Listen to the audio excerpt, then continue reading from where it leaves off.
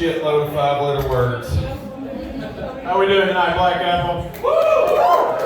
Everybody have a good Christmas? Did you have a good Christmas? This table right here. We're off to a great start. Anybody go to a small town Christmas parade? You know what I'm talking about with one of those? They get kind of weird at the end. You know the float I'm talking about? Yeah, it's Christmas, but yet there's a crucifix on the tail end. Like, what's going on here? You can't wait 4 months? Like, calm down.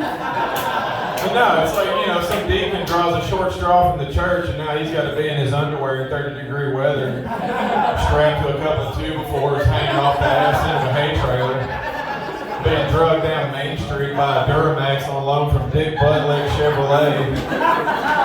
With the waning sounds of the high school band in the distance, he's up there just...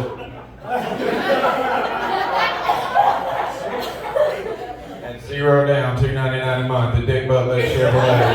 You'll find no sweeter salvation than accept through our Lord Jesus. Hallelujah. Buy a fucking truck. Okay, I mean, it's weird.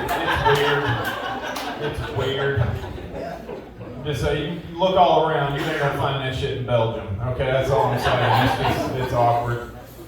But yeah, little fella just had a birthday. I don't think he was that miraculous. I think it was just the first magician. Like turning water into wine. That's a sleight of hand you can learn on YouTube, man. That don't impress me. And this feeding 1,000 people with a loaf of bread and a few fish. The man's wearing a baggy robe with blue sleeves. Come on now. Like, you can stuff some baguettes and some tilapia in there. You got a fucking magic show. Right?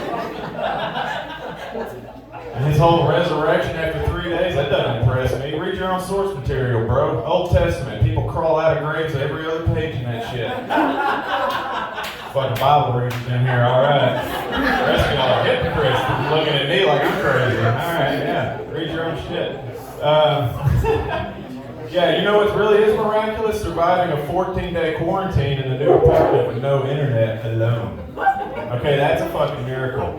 Do you know how dangerous it is to jerk off when you have an upper respiratory virus? Or you just, got bought the farm. EMTs find that. What do they tell my parents? Like, they're all worried about me. Like, was it suicide? And they'll be like, no, man, this was Rona. I'm gonna go ahead and list this. Put masturbation down as a comorbidity. Yeah. So I'm divorced. You can probably tell that. Yeah. Pro tip, fellas. Anybody married in here? If you start waking up and seeing a little dry erase marker motivational written on your bathroom mirror, or maybe like a new book on her nightstand that's like, a better you. Pack your shit, homie, you're leaving. It's like, gone. Yeah, so I moved out and got a new job, and it was one of those weird ones where like they play these repetitive corporate playlists every day. Like you can set your watch to like whenever you hear certain songs. And that wouldn't have been too bad, except it had 2 of the 3 songs that we had used in the wedding. Yeah, and I laughed at first, but after a while, it's just like a POW campaign. It just grinds you down. And one day I'm in there working, all of a sudden Ed Sheeran comes on, like, hey, my legs don't work like they used to before.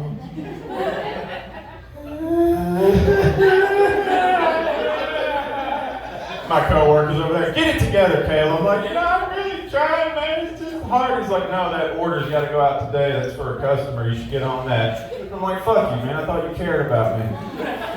Yeah. You know who does care though? When they find out you get divorced, everyone will walk up to you and they'll be like, you get married again? When you get married again? You don't get married again? You think about getting married again? It's like, Jesus, man, you want to let the fucking ink dry on this one before we start shopping around, you know?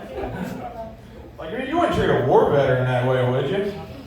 See some guy on Memorial Day sitting on a bench crying, just, like, hey man, hey, what's up? He's like, oh man, it's just, I'm thinking about the war, and I lost some friends, and it's just awful. And like, oh, wow, that's bad. Hey, you want to go back? Does that sound like fun? You want to go back sometimes? See how dumb that sounds? Have a little respect for the trauma, Dad.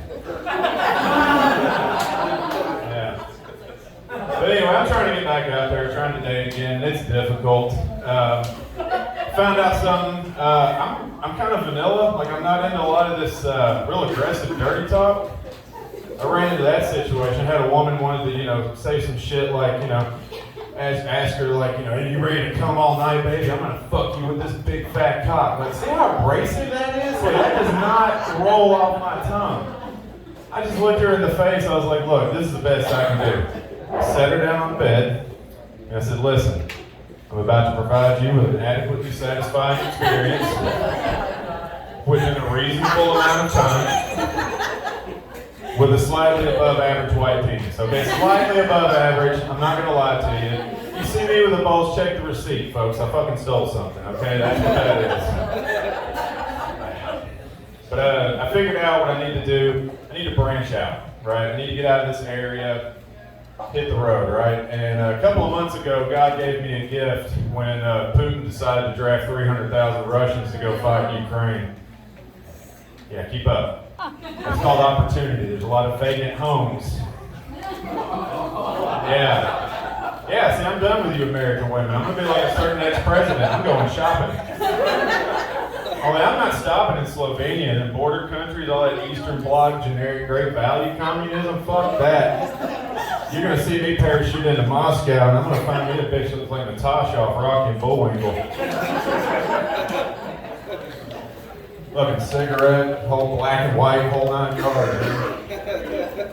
But I like my women with a lot of ink, so with any luck, she'll have like a hammer and sickle tramp stamp with CCCP written across the back, and that'll be kind of hot. Alright, well, I'm going to take a break from the jokes for a minute and do my little PSA portion that I like to do.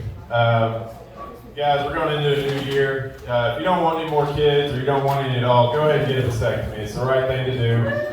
Yeah, don't go into the new year with a new kid. That's not a good look. And besides, birth control is just as much our responsibility as the ladies, right? Yeah, one woo. All right. Yeah.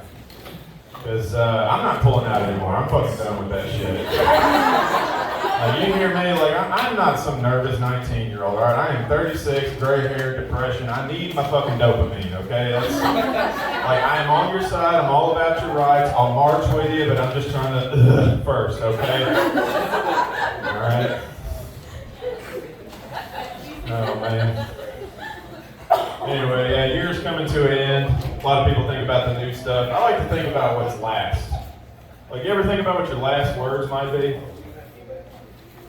No, you're all happy and positive rays of sunshine throughout all this? Okay. Yeah, I got to thinking about it. Like, what would be a best case scenario for your last words? And it would have to be see you in the morning. Optimism. Pats in your sleep. That's what we all want, right? Nope. We'll get to that later. Talk to me after. I need new ideas. I'm very suicidal. At times. Not right now. Don't worry. But yeah, like, maybe I love you would be a good last words. Like, if you got somebody like that in your life. It'd be nice to go out on that. Sad to say, most of it's all going to be random shit. Like, you're just going to be driving along and be like, hey, honey, are we still going to try angle on Friday? And that'll be the end of that. But without a doubt, the worst possible last words would have to be, hey, what'd you bring to show and tell? Have